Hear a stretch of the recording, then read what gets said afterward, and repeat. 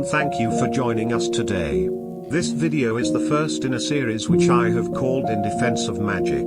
This series of videos have the aim of addressing some of the common misconceptions concerning magic and the occult sciences.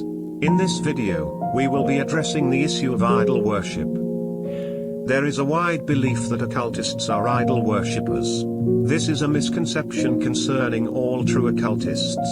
Just as in any field of endeavor in this world, there are those who hit the mark and others who do not. While addressing any of the topics covered in any video, I cannot speak for every individual occultist out there, as everyone is operating off of their current level of development and personal understanding. I will present to you occult principles and how they have been misconstrued. So without further ado, let's begin.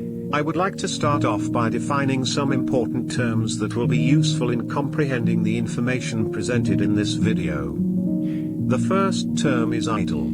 Idol is defined as an image or representation of a god, used as an object of worship. There are many examples across the world of idols that are prayed to, and objects of veneration exist around the globe. From Buddha statues to the Christian cross, there are few amongst us that can say that they have not at one time or another given some sort of admiration to some form of idol. The next term is worship. Worship is defined as the feeling or expression of reverence and adoration for a deity. To worship something is to adore and love something so much as to venerate it. Many people worship things that they are not aware of because they do not necessarily use the word worship. One of the common things that most people indirectly or directly worship that may not be clear at first glance is the worship of money. I may even go out on a limb and say that money receives the adoration and veneration of more people than most things in this world. The next term is a very important term in regards to what this video is about. The term anthropomorphism. Anthropomorphism is defined as the attribution of human characteristics or behavior to a god, animal, or object. Examples of this can be found throughout all of the mythological systems and pantheons found throughout the world. The gods and goddesses found in mythology are anthropomorphic, and often represent personified human ideals. This is a key term to be understood, as it plays a big role in the confusion that has been caused in respects to religions and spirituality in today's world. Now that we have learned some important terms necessary to examine the idea of idol worship, let's apply this and see where it takes us. By combining the definitions of idol and worship, we come to idol worship as being defined as giving adoration and veneration to a representation of a god. Now, this in itself is not where the problem lies. We have learned that the gods of various pantheons are anthropomorphic and represent human ideals, emotions, etc. Which leads us to the realization of what a god is. God, lowercase g. The gods are archetypal patterns of energy that exist within every human being. These energetic patterns are represented by the image of the rainbow, or God's covenant, as well as the electromagnetic spectrum. I won't go into this in detail now. There will be a whole video dedicated to the correlation between the gods, archetypes, and the electromagnetic spectrum. Now, creating an anthropomorphic image is not harmful in itself.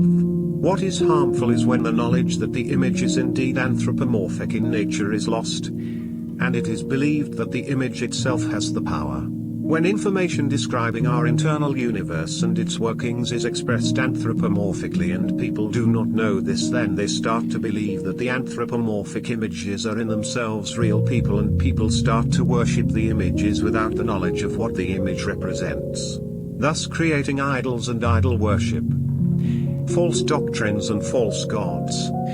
The large majority of people who study occult knowledge learn of the anthropomorphic nature of not only the gods and goddesses, but also of symbols, images, and even words themselves. These people are the magicians, witches, alchemists, hermeticists, etc. When they have statues or images that they burn incense to, they are honoring what the image represents within themselves and are fully aware that the images have no power outside of the power they give it. Many times, it is religious people who are the ones making the accusation of idol worship when in fact it is the large majority of the adherents of many of the world's largest religions who are in fact doing the idol worshipping. They follow doctrines that are anthropomorphic in nature, however they do not know this. So they end up believing in a false doctrine, like a child who believes in Santa Claus, not knowing that the scriptures that they are reading is pertaining to themselves and the workings of their own internal universe. The whole time condemning the occultist to eternal damnation, whilst completely unaware of the hell that has been created on earth due to their idol worship. Matthew 13:10-17. The disciples came to him and asked, "Why do you speak to the people in parables?"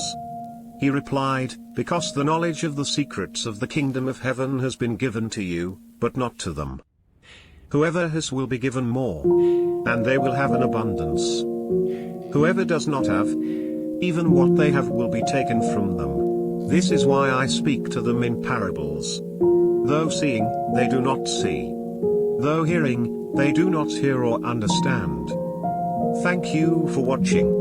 Please like, share and subscribe if you have not already done so. Also make sure to hit the notification bell to receive alerts when I post new videos. Until we meet again, peace.